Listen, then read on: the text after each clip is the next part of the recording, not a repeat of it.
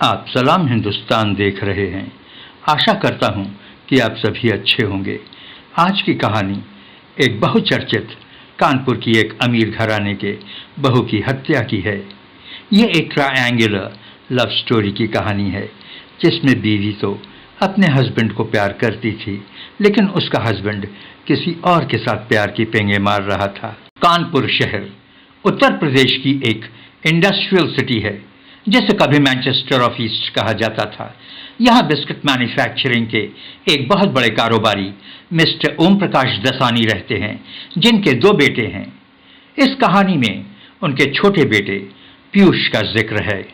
जिस समय की ये घटना है उस समय पीयूष दसानी की उम्र 30 साल की थी। 2 साल पहले ही उसकी शादी हुई थी। शादी जबलपुर के रईस खानदान में हुई थी। उनकी बीवी का नाम ज्योति था। शादी बहुत धूमधाम से हुई थी। पैसे वाले लोग थे, शादी में कोई कमी न रह जाए इसका ध्यान रखा गया था। वैसे भी ये दोनों परिवार अपने अपने शहर के बिजनेस टाइकून्स थे। एक दिन पीयूष दसानी की पत्नी ज्योति ने पीयूष से कहा कि चलो कहीं आउटिंग पर चलते हैं, बाहर ही कहीं किसी रेस्टोरेंट में खाना खाएंगे और फिर लॉन्ग ड्राइव पे चलेंगे। प्रोग्राम फिक्स होता है और दोनों अपनी होंडा कार में घर से बाहर निकलते हैं। दिन के 11 बज रहे थे। दोनों कार्निवाल नाम के रेस्टोरेंट में पहुंचते हैं और वहां खाने का ऑर्डर देते हैं। दोनों मियाँ बीवी वहां खाना खाते हैं और करीब घंटे सवा घंटे के बाद कार्निवाल होटल से निकलकर अपनी होंडा कार पर सवार होते हैं। कार अभी थोड़ी ही आगे गई होगी कि ज्योति पीयूष से बोलती है, क्यों ना लॉन्ग ड्राइव पे चला जाए, आज घर से काफी दिनों के बाद निकले हैं। पीयूष हाँ में सिर हिलाता है और घर की ओर न जाकर कार हाईवे की ओर निकल पड़ती है।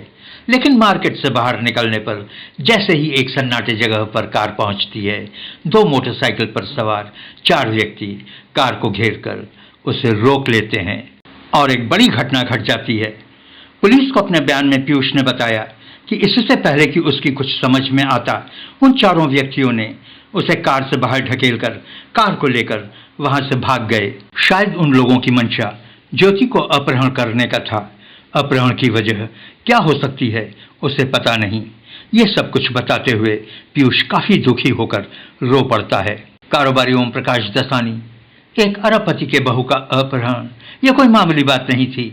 इस घटना की जानकारी होते ही पूरा पुलिस महकमा हरकत में आ गया। सारे शहर की पुलिस पीयूष की कार और उसकी पत्नी ज्योति की तलाश में जुट गई।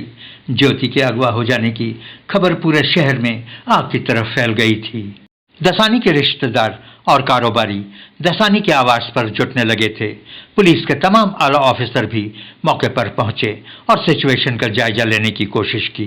उन्होंने पीयूष से भी बात करने की कोशिश की, लेकिन पीयूष बुरी तरह से टूट चुका था। वह बिलख बिलख कर रो रहा था। आईजी पुलिस के पूछने पर पीयूष ने बताया कि वो अपने पत्नी के अनुरोध पर कार्निवल होटल खाना खाने के लिए गया था। करीब 12:30 बजे वो दोनों रेस्टोरेंट से बाहर आए और अपनी कार होंडा अकॉर्ड में घर की ओर निकले, लेकिन ज्योति ने लॉन्ग ड्राइव की इच्छा जताई। पीयूष ने बताया कि पहले तो उसने मना कर दिया था, लेकिन ज्योति के दोबारा कहने पर उसने हाईवे की ओर गाड़ी मोड़ दिया। अभी वो लोग हाईवे पर पहुंचे भी नहीं थे कि एक सन्नाटे जगह पर 4 बदमाशों ने 2 मोटरसाइकिल से गाड़ी को ओवरटेक कर उसे रुकने पर मजबूर कर दिया। पीयूष ने पुलिस वालों को बताया कि ये जगह कंपनी बाग के चौराहे और रावतपुर रोड के बीच की है। पीयूष ने पूरी घटनाक्रम पर रोशनी डालते हुए आगे कहा कि उन बदमाशों ने उसे जबरदस्ती कार से घसीटते हुए बाहर निकाला और उसे बुरी तरह मारने लगे। पीयूष ने बताया कि उसे मारने पीटने के बाद बदमाशों ने उसकी बीवी को उसी की कार में अगवा कर भाग गए। उसने कहा कि उसने ज्योति के मोबाइल फोन पर कई बार फोन किया, पर ज्योति ने फोन नहीं उठाया, लेकिन उसके बार बार कॉल करने पर उसके फोन को किसी बदमाश ने रिसीव किया। दूसरी तरफ से ज्योति की चीखने की आवाजें आ रही थीं। वो बचाओ बचाओ चिल्ला रही थी। बदमाश उसे गाली दे रहे थे और साथ ही उसे मार डालने की धमकी भी दे रहे थे। पीयूष ने पुलिस वालों को आगे बताया कि बदहवास की हालत में उसने सड़क पर चलने वाले कई राहगीरों से मदद मांगी, लेकिन कोई भी उसकी सहायता करने के लिए तैयार नहीं हुआ। आखिर में एक मोटरसाइकिल वाले ने उसकी सहायता की और उसके कहने पर उसने उसे रावतपुर पुलिस स्टेशन पहुंचाया। यहीं से उसने अपने पिता और भाई को भी फोन पर पूरी घटना के बारे में बताया। इसी गहमा-गहमी के बीच दोपहर के करीब 1:30 बजे, यानी कि वारदात के 1 घंटे बाद ही, पुलिस ने कानपुर के पनकी इलाके से पीयूष की होंडा कार बरामद करती है। ज्योति का कत्ल हो चुका था। ज्योति की लाश कार के अंदर थी। अंदर का नजारा काफी भयावह था। कार में चारों तरफ खून ही खून था। ज्योति को बड़ी बेरहमी से चाकू से गोद गोद कर मार डाला गया था। ज्योति के कत्ल की खबर दसानी परिवार में कोहराम मच गया। पूरे शहर में सनसनी फैल गई।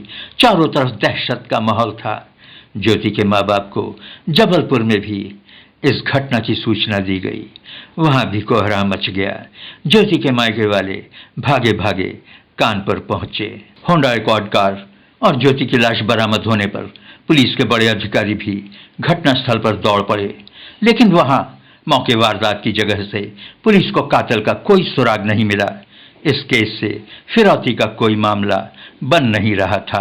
पुलिस को ज्योति के कत्ल की कोई वजह नजर नहीं आ रही थी। रेप जैसी कोई बात भी नजर नहीं आई, क्योंकि रेप के लिए भी वक्त लगता है। ज्योति को यहाँ कानपुर में आए हुए सिर्फ 2 साल ही हुए थे। उसका अकेले बाहर कहीं आना जाना भी नहीं था, इसलिए पर्सनल दुश्मनी की भी कोई गुंजाइश नहीं थी। और अगर फिरौती के लिए ज्योति का अपहरण हुआ था, तो फिरौती मांगने से पहले उसका कत्ल क्यों हुआ?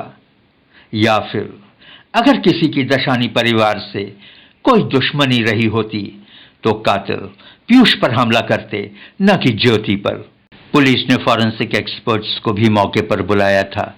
सारे शहर में नाकाबंदी कर उन 4 मोटरसाइकिल वालों को पुलिस तलाशने में जुट गई थी। कातिल और कत्ल की वजह फिलहाल पुलिस के लिए पहेली बनी हुई थी। पुलिस वालों ने ज्योति की लाश पोस्टमार्टम के लिए हॉस्पिटल भेजा। ज्योति के परिवार वाले भी हॉस्पिटल पहुंचे। पीयूष भी हॉस्पिटल पहुंचा। पीयूष का पूरा परिवार गमगीन था। सभी आंसू बहा रहे थे। पीयूष भी रो रहा था।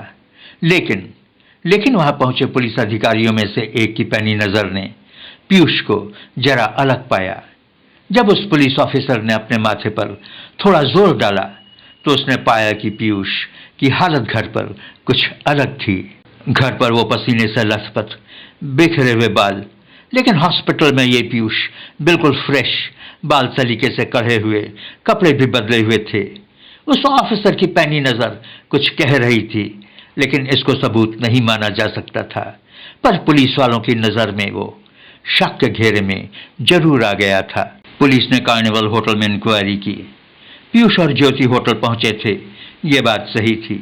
सीसीटीवी के फुटेज देखने पर पुलिस ने पाया कि पीयूष और ज्योति में खाना खाते समय 1 घंटे के दौरान दोनों ने एक दूसरे से बिल्कुल भी बात नहीं की, जो अजीब लगने वाली बात थी। हाँ, इस दौरान पीयूष अपने मोबाइल पर बराबर बिजी रहा। पुलिस की शक की सुई पीयूष पर घूम चुकी थी। पुलिस पीयूष को एक सस्पेक्ट की नजर से देखने लगी थी। पीयूष ने अपने बयान में बताया था कि बदमाशों ने उसे काफी मारा पीटा था, लेकिन पीयूष के शरीर पर चोट के कोई भी निशान नहीं पाए गए थे। ज्योति के अपहरण के दौरान पीयूष ने 1-1.5 घंटे के बाद पुलिस थाने में रिपोर्ट दर्ज करवाई थी। इन सभी बातों से पुलिस का शक पीयूष पर गहराता चला गया। पुलिस ने शक के आधार पर पीयूष के कॉल डिटेल्स को खंगाला। कॉल डिटेल्स में उनको एक ऐसा नंबर मिला जिस पर पीयूष घंटों बात करता था। पुलिस ने उस नंबर के बारे में भी पता किया।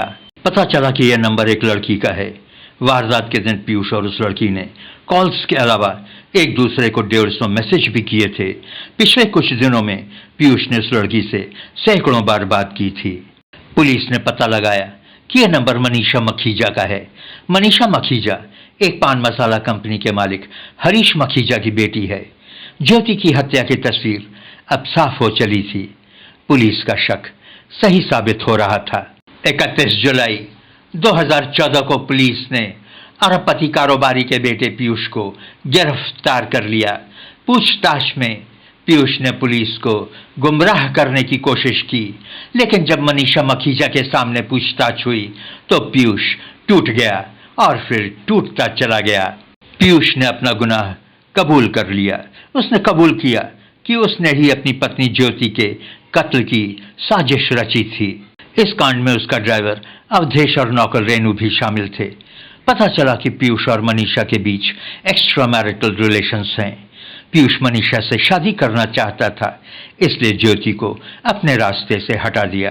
केस अभी कोर्ट में है।